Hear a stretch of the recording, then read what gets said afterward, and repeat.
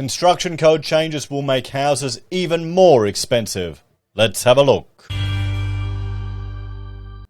Hello everyone, Florian here, and welcome to another episode of HeiseSays. Grab your stein of coffee, and I want to look at this article from ABC that a few viewers have sent me, and my wife has sent me, and, well, I'm not at all surprised. Now, recently, in a few days, there's going to be an update to the National Construction Code. This is the biggest revision that has ever occurred in the history of the building code. And recently, I sat through a lovely 4-hour web seminar going through in detail the building code, like how the position of the letters in the codes to identify the different sections of it. And there's one guy on there, and I thought, he was doing a really good job keeping me awake, but then the next guy was even worse.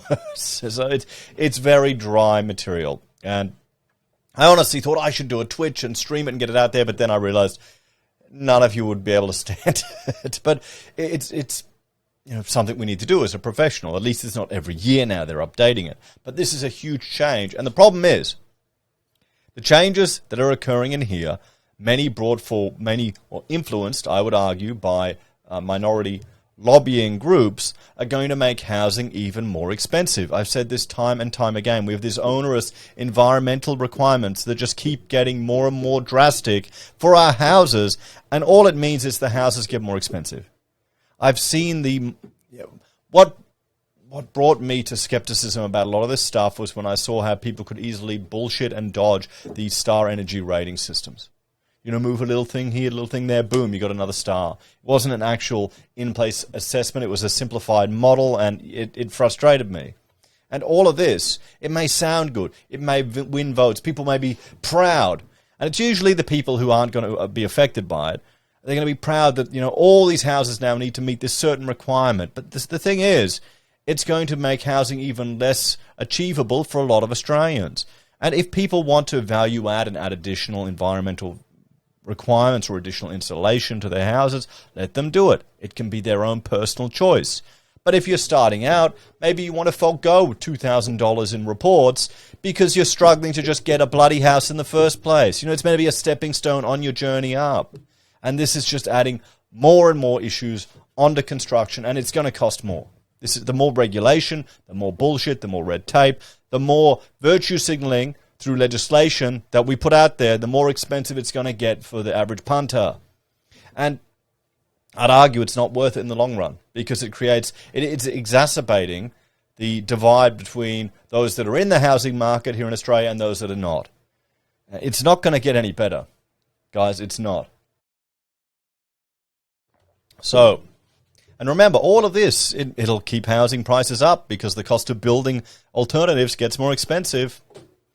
So the National Construction Code changes, this is from the ABC, to add thousands of dollars to the cost of new homes, a builder says. I'm not surprised. Because what they're bringing in here is livability changes, standards that all sound good, but what's also concerning is how little time the profession and the game has had to prepare for these changes. Hopefully the states will give people a bit of time before they start requiring these changes. So from October next year, all new homes will need to meet accessibility and energy efficiency requirements in many parts of Australia. Now, this is the thing. You've got the building code up here, the National Construction Code, and then each state will have their building act, and they will determine what parts of it or if there are any changes to the actual building code. So I don't know yet if these are all a requirement for Queensland. I have to look into it. Queensland's peak industry body, Master Builders. Well, you know what? It'll probably be if we have an election, do the politicians want to brag about something? That'll affect if it gets through. I'm just so cynical now. I'm getting older and I'm getting more cynical. Queensland's peak industry body, the Master Builders, said they anticipate the changes would add an extra $30,000 to an average build. 30 grand. 30 grand to an average build. 30 grand ain't chump change. Okay, for someone it takes a lot of time to save up $30,000. Is it worth it? It's the first home buyers who are most impacted, who are struggling to get a deposit together to make the repayments. And then the cost of construction goes up. Master Builders CEO Paul Bidwell said. $30,000 is a significant amount. Yeah, it is. It's not chump change, okay? This is a big chunk of money. 30 grand, you don't scoff at. And if you've got to find another $30,000, that means your loan will go up more. That means the mortgage, the LVR ratio, and potentially your mortgage insurance will go up more. All of these costs will go up. There you go, guys. This is just another legislation has just created another $30,000 buffer to housing markets. So everyone there who's hoping for a huge bloody correction, oh, it'll go 70%, Florian. I'm there waiting, ready to jump in. Not with this type of stuff, guys. Okay. And a lot of these people who are pushing this are do-gooders. They're do-gooders that are unintentionally going to, push people out of homes or out of the ability to get a homes. Under the changes, homes built in Queensland would need to meet 7-star energy efficiency rating and be more accessible with at least one step free entry. At least one step free entry. That is insane. So you've got 7-star energy rating, which is just ludicrous. Okay, I've got a 100-year-old Queenslander that doesn't meet the energy ratings, but it's not an issue because I'm not pumping it full of air conditioning. And if it was, that would be me paying the bill. Okay, it's about individual responsibility here, not the nanny bloody government dictating our lives. If you're stupid enough to want to waste your money, pissing it away, being inefficient in a house, then go ahead. You'll learn real quick. Once you become a father or an adult, you will become a bastard when it comes to turning things off. But, I saw it. I swear. I saw it in project services, how bullshit this energy rating was. Because that adds cost. Doing those reports adds cost. And one-step free entry. So one thing when you're studying architecture, you look at all these beautiful European designs and, they look fantastic. And all of these things that are never possible here in Australia because of just the legislative requirements. So I understand why you want to have a step-free entry because it's aging in place and accessibility for disabled people. But you can modify a house if that's required at a later date. Why do you think people are going to the bloody tiny homes, which are glorified caravans, which can get around all of these requirements? The state government modelling suggests the combined cost would be $6,000. Yeah, I doubt that. I mean, does anyone trust? Let me know in the comments. Let me know in the chats. I'm going to have a shot of my coffee. Does anyone trust state government as to modelling? Oh, that's a good one. What we need to double it triple it, or even more than that. What we know is that on average, it is likely to increase building costs by around 1%. Minister for Energy and Public Works, Mick de Brenny said, well, we don't need an increase of 1%. It's not worth it. We should be discounting. This is what happens when you get bureaucrats and politicians who are so far removed from the challenges of everyday Australians. Australia is becoming a stratified society now. The people, some civil servants have got no idea what it's like to run a business, no idea the challenges of day-to-day, and some of them probably have never even had money troubles in their life. They've never had to struggle to get money together. So, and it's only 1%. You'll be fine, sipping their bloody latte. Here I am drinking a Steiner coffee. But anyway, that's different. We must also remember that is between 14 and 20 times cheaper than the cost of modifying homes after they're built. Who cares? That doesn't matter. How many people who are disabled can get NDIS funding for that? Wouldn't it be more cost-effective to fund this through NDIS than to have every single house in the country from now on requiring a 1% increase? I wonder. Okay, come on. There are not that many people that will need ramp access to their house. A meeting of building ministers on Friday voted to adopt the changes from October 2022. October 2022.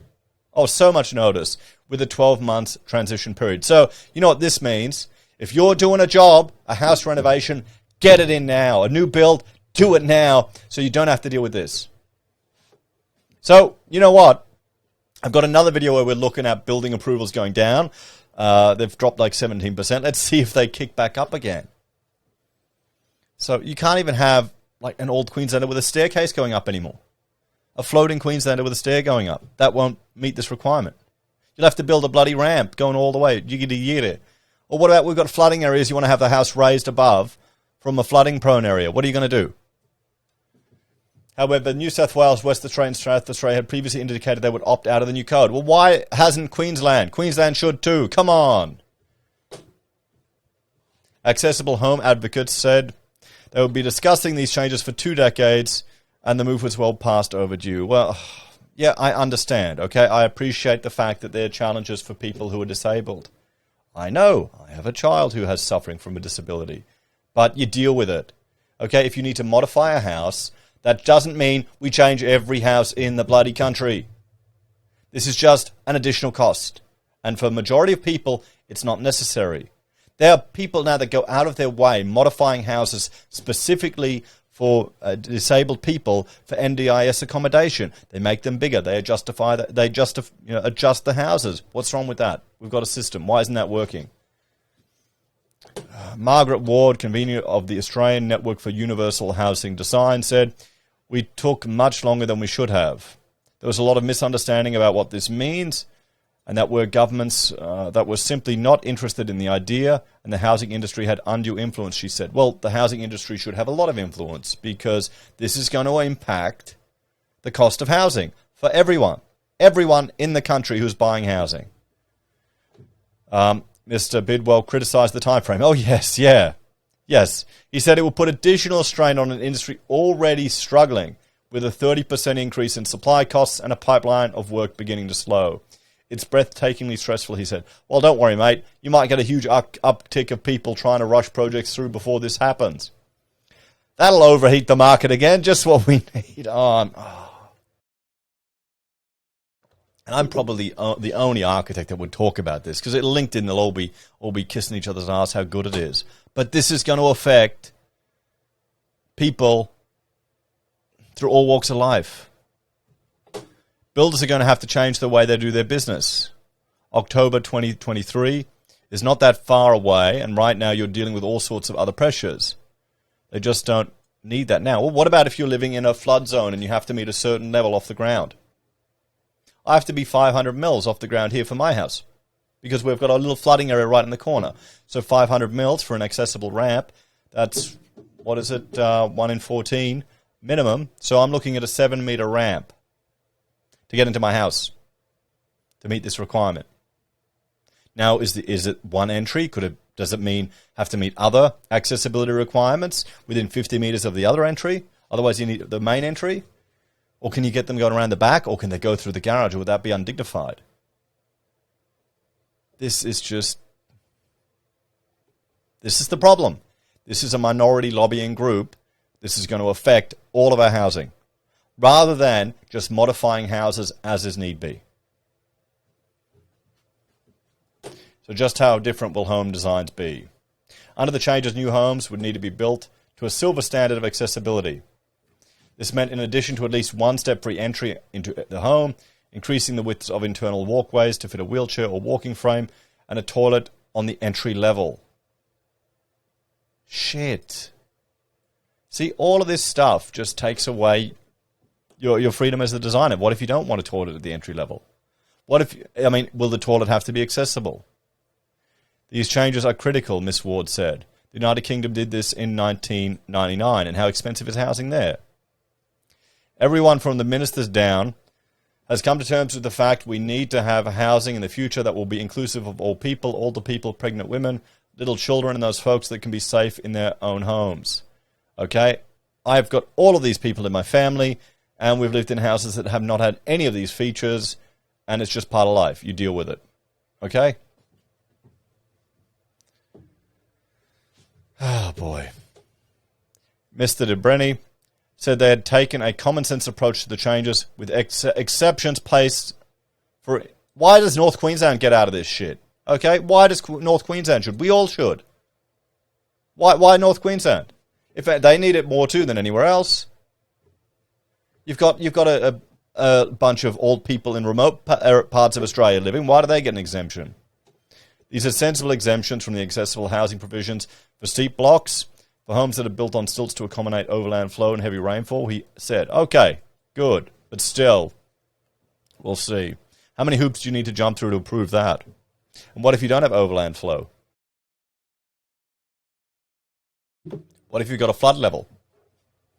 Those exemptions mean that iconic designs like the Queenslander with a set of stairs at the front will be exempt from some of those provisions, only if you're accommodating overland flow from heavy rainfall. What if you don't? What if it hasn't been mapped on the council town plan? How are you going to prove it? Double glazed windows, more rooftop solar, and light-coloured roofs and walls were among the energy-efficient measures required. What if you don't want a light-coloured wall? What if you want to paint your wall a different colour? See, you can't even paint the walls of your house the colour that you want because they say no. Because it has to be energy efficient. It's not going to... I mean, come on. This should all be individual choice. It's all driving up the cost. I understand the benefits of having all these things. I've got no problem. I'm an architect. Sure, fine. If people want to do that, fantastic. If you can't afford it, why are we forcing people to do it? You're just going to make housing more unattainable for a lot of Australians when we've got people working their asses off just to get a deposit to buy a bloody shitbox in this country. You can always put double glazing windows in later. Oh, but it's going to cost more. Who cares? That's what you have to deal with. Maybe you need to save more for a bigger deposit if you want that. The new code is expected to reduce emissions by 1.64 million tonnes and would assist in their... see, it's all about reaching net zero, but here we go. Okay, it's going to reduce it by that, but are they taking into account the additional carbon that's going to be produced by people requiring an additional $30,000 of build cost? Saving that extra money, you know? It was anticipated the changes would save the average household $185 a year in power bills. Okay, so let's get out the calculator there. Let's see what the payback time is here. What do we have? $30,000 divided by 185. Okay. Don't worry, guys. It'll only take 162 years to get even on this additional cost. This is where all of this stuff goes out the bloody window. Okay? It just... There you go. Just 162 years. I'll do that again. Did I do that right? $30,000 divided by 185. Or let's do the $6,000 divided by 185. 32 years. Okay? If the government version is 32 years. So the time of your entire mortgage. What if you took that $30,000 and you put it in an account? You invested it at 5% a year. So we go $30,000 times 1.05. Fantastic. Times 1.05, 2 years times 1.05, 3 years times 1.05. Okay, I did that wrong. And then you get 13.5 gains. Can you see how, I mean, this is meaningless. This is utterly meaningless. Who cares? This is just going to inflate the cost of housing. That's what it's going to do. Master Builder said the cost-benefit analysis done by the Australian Building Code did not add up. It failed. The costs exceed the benefit on both energy efficiency and accessible housing. We also have to realise you're going to be increasing the building footprint of these houses, which will increase the embodied energy in the house. It beggars belief that the Australian Building Code Board have recommended this and the ministers have supported it. Meanwhile, advocates would now focus their attention on pushing for a higher gold standard for accessibility. With tenacity, ordinary citizens can make changes, Ms. Ward said. Yes, we need to fight against this. It was the ordinary citizens trying to build ordinary homes that would fit their families now and in the future. Oh, bloody hell. Okay, let's talk about this. This doesn't make financial sense. It does not make financial sense. This is a minority group lobbying that's going to affect the cost of housing for people now for the next 30, 40 years. If you want to have stuff like this, if you want to have accessible housing, what you do, you put it in the building code, you make it a separate provision, and then you will give people bonuses. Maybe if your house is accessible to this level, you get a reduction in rates. Or land tax gets cut. You have incentives like that. You don't make this the standard and drive up costs for everyone. You use incentives to encourage people and builders to build this as a special alternative. You give them something extra. You let them build greater density. You give them a discount on headworks charges. Not driving up the cost for everyone. This is insane. This is just going to get more and more bloody expensive when we don't need it in this country. Okay, and I'm talking from someone who's had elderly parents, who's had parents in wheelchair, who's had disabled children, who's dealt with all that stuff. Okay, you've got to modify houses. That's part of the way to do it, but this is just getting nuts. This is the problem. Minority groups, advocates, can whisper in the ears and chip away, and you get this type of stuff.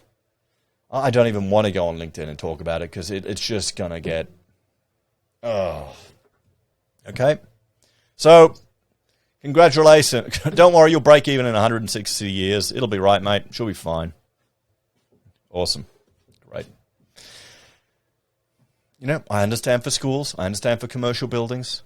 That's all acceptable. Those are communal spaces. This is private. Not anymore. Anyway, thanks for watching. Check out my other channels, HeiseBim and HeiseSays International, where I look at international news and HeiseBim, well, software tools and little things I use. Check it out.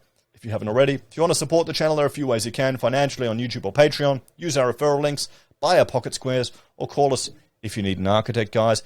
I'm not quite up to working on these houses yet. Give me a year before I get my head around it. Oh. You know what'll happen? People will just get more of these tiny homes to get around this. As always, take care. I'll see you next time.